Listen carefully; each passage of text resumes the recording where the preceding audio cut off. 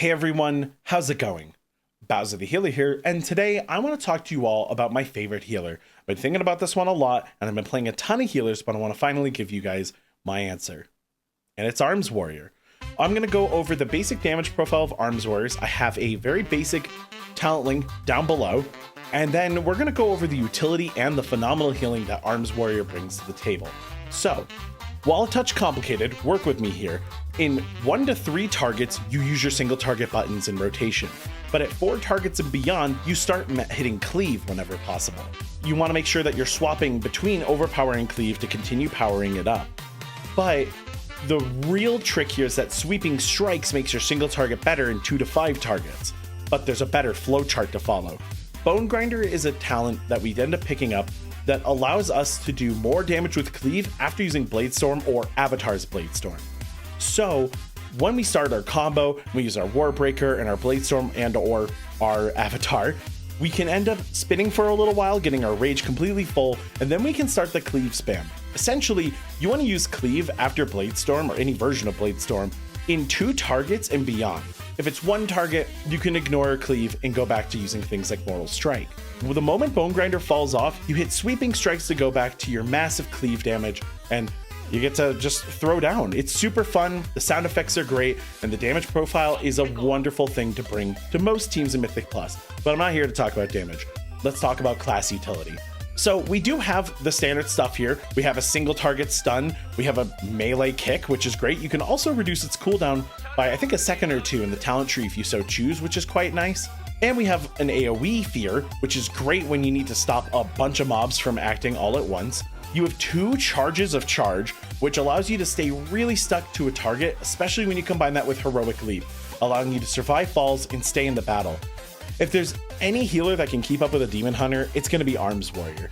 The biggest thing are their defensives. So starting at the bottom, we have Die by the Sword. I don't know why we call this the bottom. This is sort of a goated cooldown. 100% parry rate and a flat damage reduction on top of it. You can take Tank Busters and completely ignore it when Die by the Sword is up. When those Whirlwinds and Algathar Academy from the Echo Knights, yeah, you can just stand in them. And that's one of the coolest parts about this move. It lets you position incredibly aggressively in scenarios where it might be a bit dangerous to stand on the front line next to the tank, and you can just survive stuff for a little bit and really slam down your damage. You also have access to one of the coolest moves in the entire game, Spell Reflect. The animation's good, and the sound effect is even better, but you really can reflect spells and abilities back at enemies. And it works incredibly well for returning damage, but it also is just a short cooldown DR. And because you're not a tank, you're not being targeted by everything in the game. So while prot warriors love their Spell Reflect, but wish maybe they could have it up more often, you're going to be able to use it basically every time you need it. And last but not least, let's talk about Rallying Cry. Rallying Cry allows you to shout and giving all of your teammates temporary health, essentially boosting their health bar.